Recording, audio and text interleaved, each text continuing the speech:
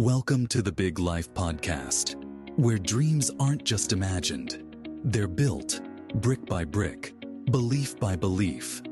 Hosted by Neal Oates Jr. and Robin Lewis, this show is your invitation to discover your amazing capabilities, invest in your growth, and unleash your potential in ways you've only dreamed of.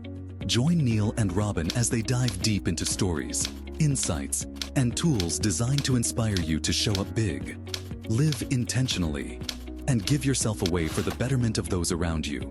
Get ready to rise to what you're truly worthy of. The Big Life starts now. Welcome to the Big Life Podcast, ladies and gentlemen. Neal Oates Jr. here with the one, the only Mr. Robin Lewis. How are you today, sir? Good morning, sir. Yeah, man, I'm doing good. I'm grateful for another beautiful day. All right, another beautiful day it is, and another beautiful, or should I say important topic we have today we're going to be discussing on this episode of the Big Life Podcast, and that is what you call feedback. We might hear it as criticism, critique, getting on my case, being a jerk, any of those things. But it is, while it might not be popular or enjoyable, feedback is necessary. So, Robin, would you just start us out with the whole idea of feedback and the value or importance of feedback, sir? Yes, I think it's so important in relationships. We're talking about a lot of what we're talking about will be from the leadership vantage point, people that we work with, a team that we're a part of. But this is applicable to a husband and wife team or any family relationship or personal relationship that we have as well. The point is that it's very important for us to give each other feedback. And I say each other, Neal, because the tendency for us is to want to give it, but oftentimes not receive it. And, the idea of feedback is to help people, to help the relationship. And if you talk about it from a leadership and business standpoint, it's to help the person to move forward. And so I think it's important that we're giving feedback. Oftentimes what I hear, I'll say the negative side of it. Oftentimes what I hear when I interview people is that there was a problem that they had at their previous employment that they didn't even know about until it blew up. And so oftentimes feedback was not given and people weren't even aware of that there was an issue. And so that's the negative of not giving feedback.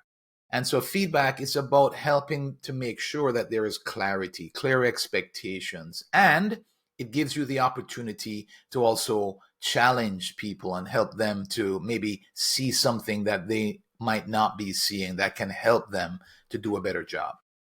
Robin, I believe that so many of us, we have a negative relationship with feedback is because we have not experienced it in the right way. It wasn't delivered the right way. Maybe we had the wrong perspective when we received the feedback. So I know that's what we're going to talk about in this episode. So we want you all to lock in, get your notepads ready or your notes on your phone, because as we talk about the importance of feedback, giving and receiving, how do we do it in different settings, whether it's professional or personal? I do know that feedback is something that's necessary, but it is not sexy. It is not fun for the giver or the receiver oftentimes. But you mentioned something in leadership. The purpose is for growth, improvement, for the betterment and helping everyone. So why is it that we get it wrong? Right? Whether we're on the giving side or the listening side, receiving side, what is it about feedback that you think that we get wrong? And you don't have to answer that now, but we're just throwing that out there because I do know that we have ideas about that. So I'm just going to kick it back to you, sir. Yeah, no, it's a great place to start. I think one of the reasons for me, and I think a lot of people do this as well, people that I talk to and observe, is that we wait, that we put off giving the feedback. And so what happens is that people aren't even aware. There are many a time that I've had to come back to people, team members, and say, and apologize. Hey, listen, I am so sorry, man. I allowed this to go on for so long. And it's really an issue. I really shouldn't have allowed that because it's an issue. And I know it's going to blindside you now because you're just hearing about it from me for the first time. And I've allowed it all of this time. I can't tell you how many times I've had that conversation. I've had to have that conversation. So it's a problem that I have dealt with. Robin, on that, And so this is what's important, because if you experienced, while you are special and unique, we love you, Robin. We know that you can't be the only one that has experienced that, right? So I would like to know, why is it that so you're coming from a leadership position and you recognized an issue, but you were reluctant and hesitant to provide feedback to help the person, even though you are of the learned group, right? You know that you should give that feedback because it will be better for them, better for you, better for the company. What was the motivation or lack of motivation behind the delay or not offering feedback when you should? Yeah, another good question. I think for me, it was uncomfortable. So me, it's to me, I almost felt like might come across as discouraging people rather than helping Mm-hmm. them, and I didn't want to be the one to discourage somebody. And I also kind of tended to err on the side of, well, they can figure it out on their own. I'm sure they'll be able to do this on their own. They'll figure it out. And I think another one is just time, busyness. We allow things, we're having things that we're working on that's keeping our attention. And so we especially if it's something that's uncomfortable, then we tend to focus on what the other things are to keep us busy rather than actually doing that. And then I think the other part of it is that we're not acknowledging the true benefit of it. We're missing that completely. We're not thinking of it in those terms. And so those are the thoughts that come to my mind. Because if we acknowledge the big difference that it can make if we take the time to provide the feedback, then we're going to do it. And so I think sometimes we don't acknowledge that. So something that you've already said this morning, and ladies and gentlemen, I want you to understand or to remind you what Robin just mentioned. This idea of feedback should be a continuous thing. First, it should be an early thing. It should be an expectation and a reality, an expected part of any relationship. And so we want to have a continuous process and conversation, right, about feedback. And you mentioned in our discussion that it shouldn't be a revelation. It shouldn't be at the review or quarterly or annual review where it's coming in and saying, hey, you've done this wrong. And then you're like, man, I've been here for a year and this is the first time I've heard it. Why is that something that is important for us as receivers of feedback? Because now I might look at my leader, I might look at Robin and say, why didn't you tell me 7 months ago? I mean, I would have happily changed. I thought I was doing right. Yes, right on. Exactly. And then now all of a sudden other things come in your mind. It must be because so and so must have said something to him. Or so, yes, it creates problems. People are, that just think about where that can go. That can Now, go now, so many different ways.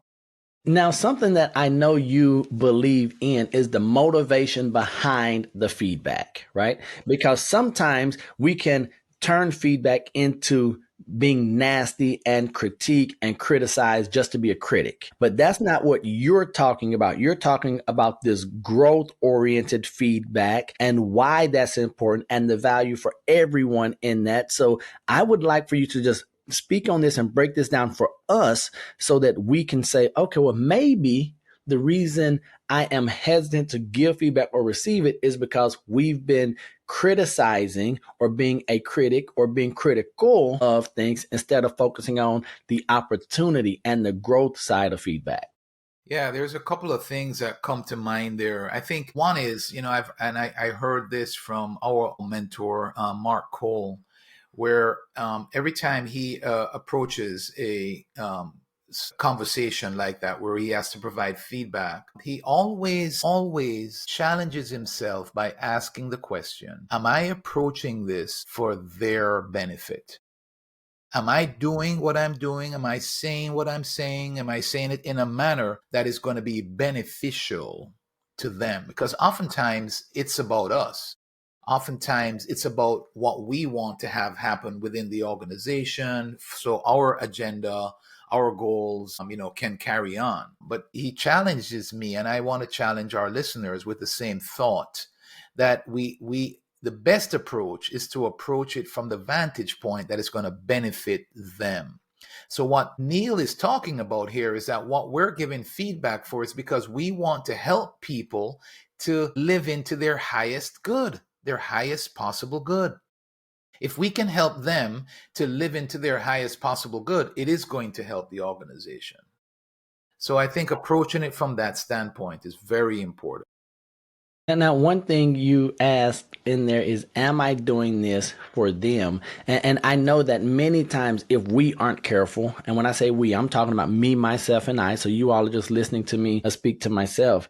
But if Neal is not careful, I can allow my feelings to determine how I give feedback. And I know that many times us slowing down and thinking and waiting and being calm and assessing the situation in which we're going to give the feedback can be vitally important. But then also we have to ask ourselves, as you said, what's the motivation behind this feedback? Is it to encourage? Is it to correct? Or is it for me to feel a certain way? So as we talk about this growth oriented feedback, Robin, I know there are a couple of things that we can do. And when it comes to acknowledging strengths and then encouraging growth, could you just share that with us from the feedback giver, the person who is sharing the feedback with an individual?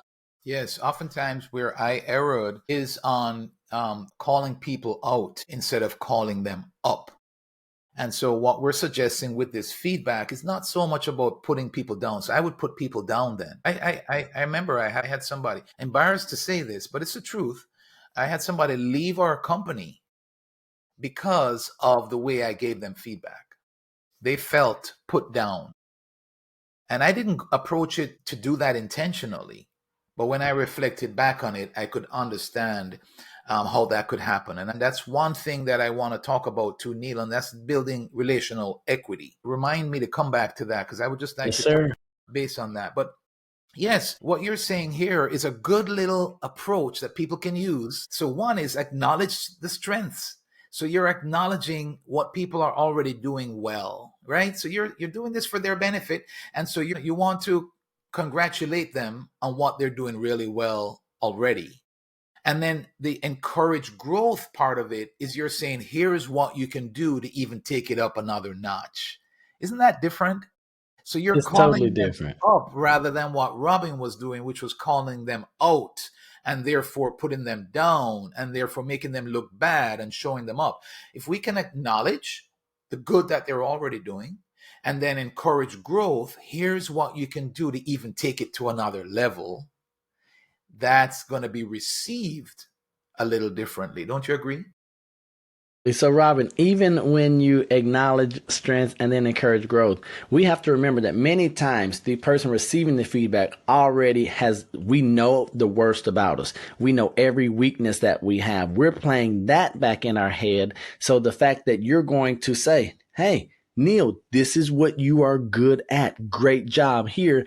I want to call you up to even higher things. Now that it feels like he's asking me to do more, be more, because he believes in me, right? Yes. He might believe in me more than I believe in myself. And Yes. that is important. However, we do see that when you acknowledge strengths and encourage growth, it is even has a greater impact if there is that relational equity that you were going to talk about right now.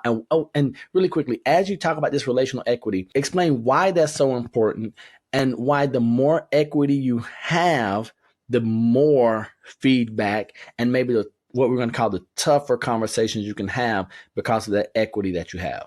Yeah, I think we've talked about it on our show before, but followers are asking three questions. Do you care about me? Can I trust you? And can you help me? Followers are asking, if you're leading somebody, people are asking that question. They might not ask you outright, but they're asking it within their minds. And so you want to answer that question because as you answer that question, what it does is it develops trust.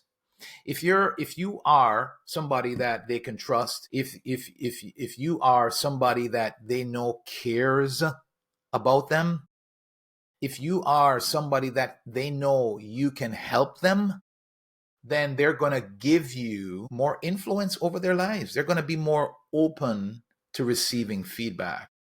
And so that's at the heart of it. And so one of the things that I would suggest that we do on a regular basis with people that we work with, let's say we have people that are reporting to us, is we want to check in with them, right? Really find out how they are doing. Sometimes, people will give you the answer, yeah, doing great, man. Yeah.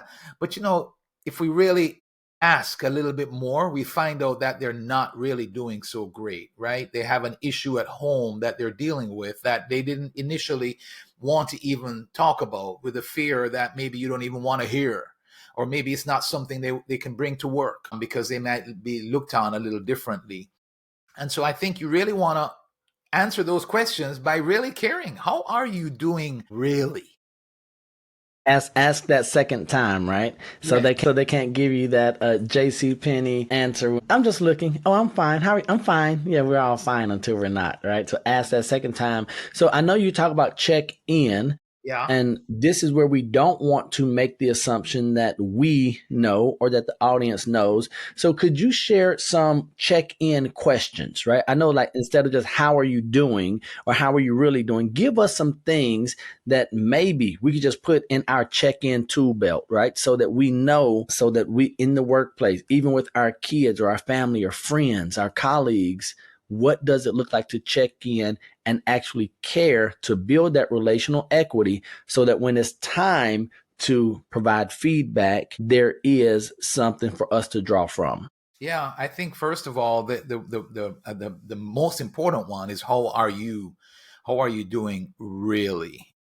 And then I think following through on what they say really, meaning that if there is something that they're going through in their lives, try to help them, support them in some way.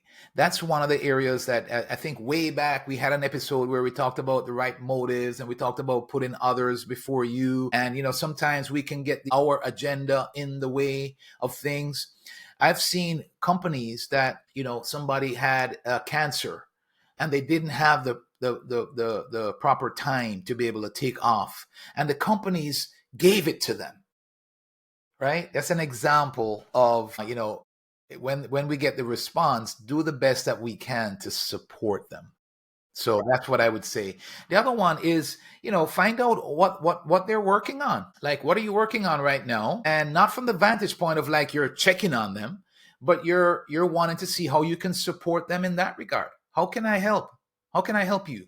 What are you working on, and how can I help you? So you're finding out where they are in terms of work. So you find out where they are personally, and then you're finding out where they are with work. In this case, what you might find is they have too much going on. They don't know what to prioritize. They're unsure about this. They're unsure about how to do something. They had an issue with somebody else there at work that they feel like it can cause a problem for what they're doing. There's so many things that can come up there. They might just need somebody to help clarify something, right? It's as simple as that.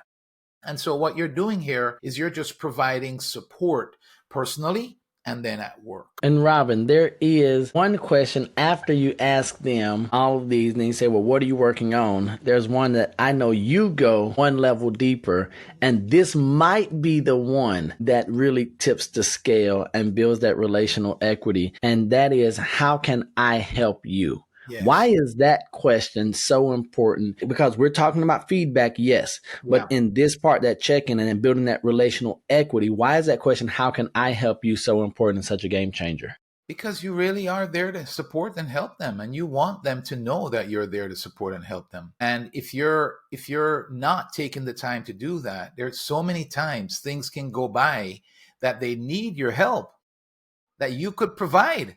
Maybe it's a change up.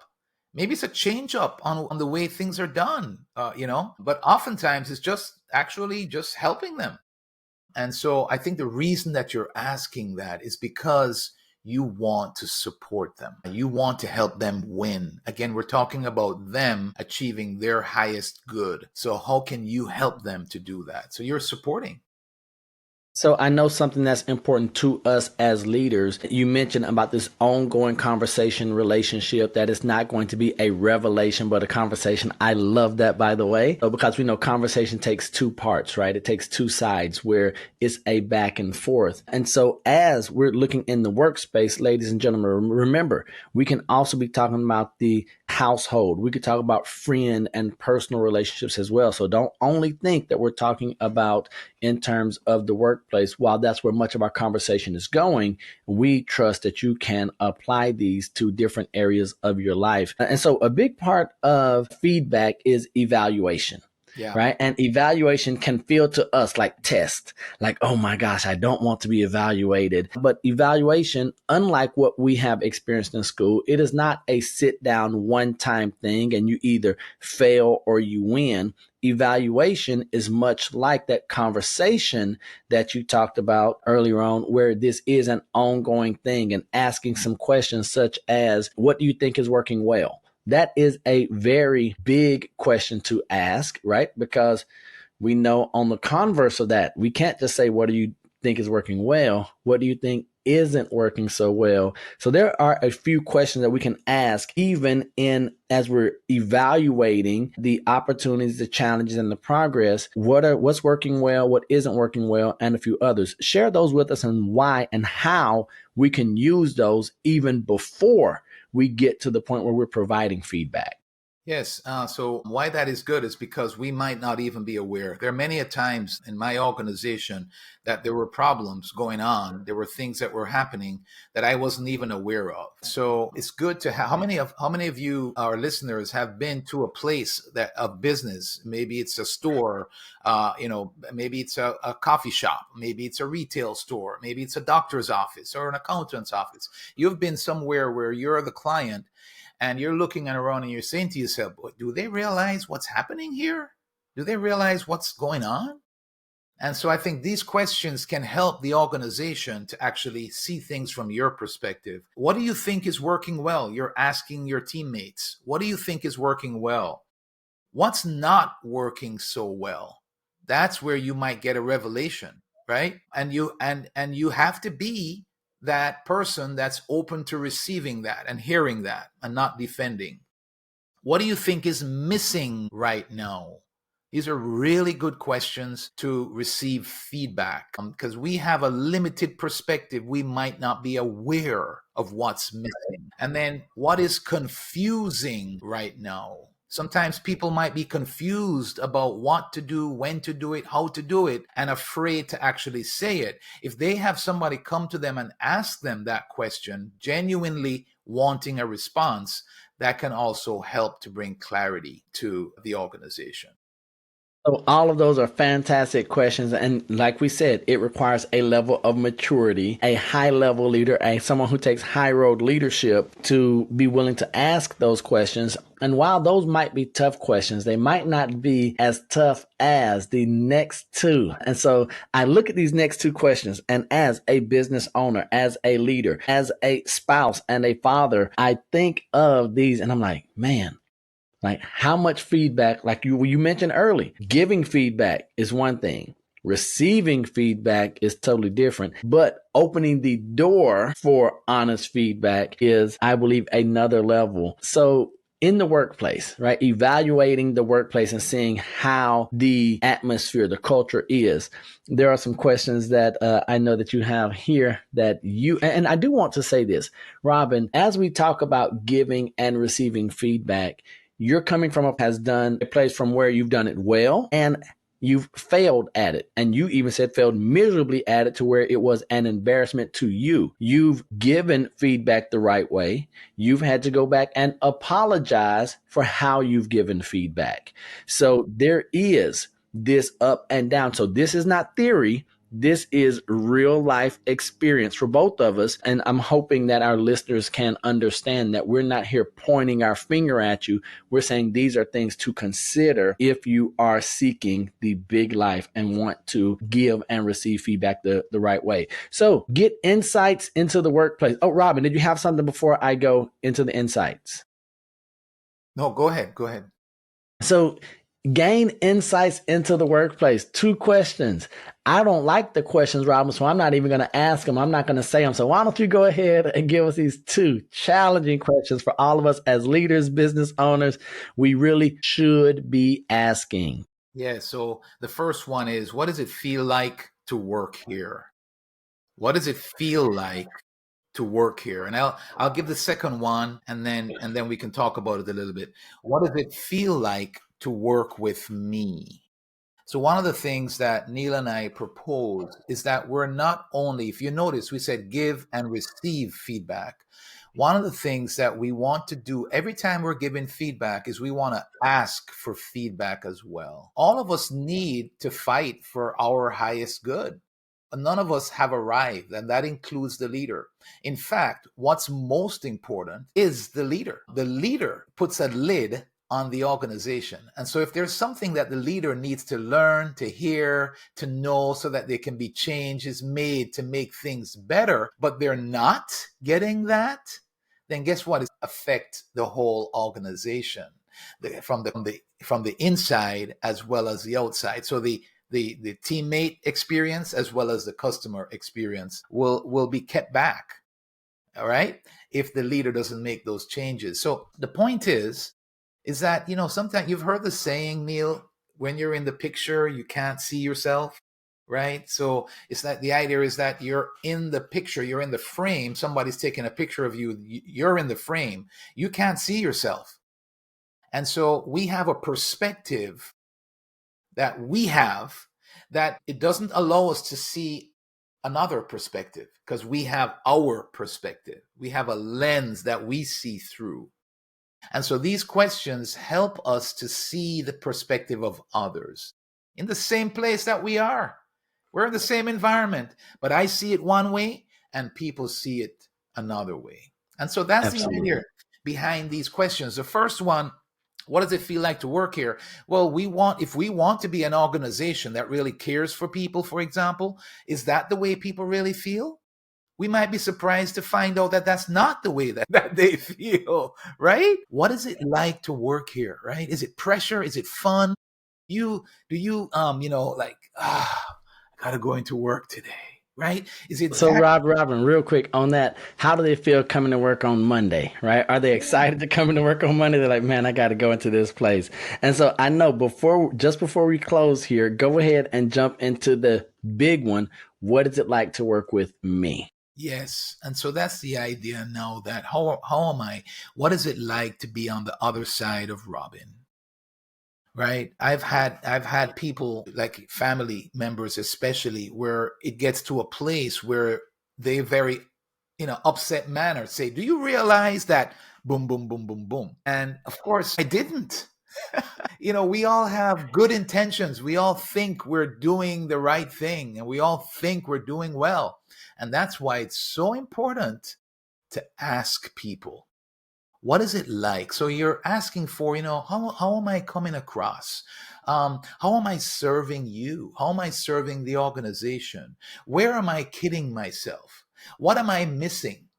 These are the type of things that you want to hear from them when you ask that question. What is it like working with me?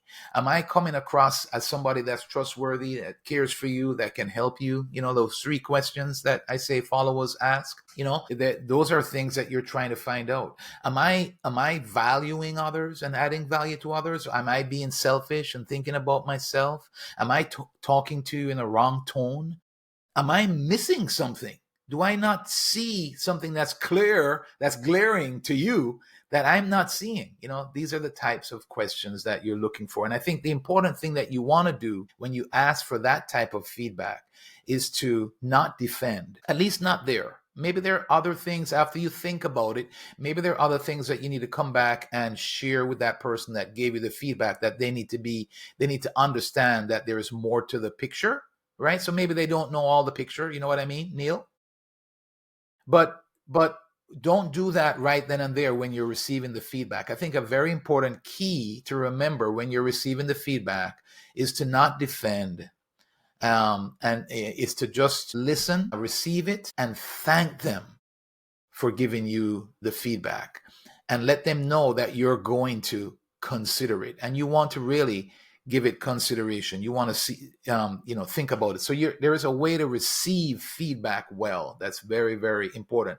And the point there, and I'm going to stop, is that if you don't receive it well, so let's say you defend it or you knock it or you put excuses and reasons behind it when you're getting the feedback, the chances are you're not going to get honest feedback again the next time. Or if you do that enough times, then you're not going to get the honest feedback that could be very valuable for you and for the organization. Absolutely. All fantastic stuff. So we want to remind you, as we started out, that the purpose and intention for feedback is for growth, for betterment, for improvement. It is not to call out, but as Robin often says, to call up. It is to bring attention to, for the purpose of improvement. And we want to give and receive feedback properly, have the proper relationship with feedback, because if we do, we can live the big life. So Robin, as always, go ahead, give me something. The last thing that I wanted to say about the relational equity is this is where I made the mistake with that person who left. This person was fairly new to the organization, and I did not have the relational equity with this person like I did with some others within our organization at the time. But I spoke to them like somebody that I already had that relational equity with. And so the point in me mentioning this is that one of the things you want to consider as you're giving feedback is, do you have the relational equity needed for you to give that feedback to this person now? And if not, we would suggest you don't. You wait. You develop the relational equity first. Because there are some things that you can say to somebody that if you don't have that relational equity, it will be taken in a way that will become defensive or hurt. Because they don't know yet if they can trust you, if you really care about them, and if you can help them. Those questions haven't been answered yet, and so that can then blow up in your face, and they could take it the wrong way. I just wanted to add that little nugget there. So building that relational equity and asking yourself that question before you actually give that feedback. So as you're going to meet with that person, think about that yourself. Do we have the relational equity? And if it's not you, maybe there's somebody else that does, they're better off giving the feedback that's needed. Because the goal is growth. It is not for us for emotion. It is for the betterment of the individual, the organization, and all parties. So thank you for that, Robin. Ladies and gentlemen, thank you for hanging out with Robin Lewis, Neal Oates Jr. on the Big Life Podcast. Be sure to subscribe, like, comment, and share this content, this episode, and the show with those that you believe would be better for it, as we all seek to live the big life. Remember that we love you, God loves you, and there's nothing you can do about it. And until the next time we see you or you see us, we're right there with you. Peace. Right on.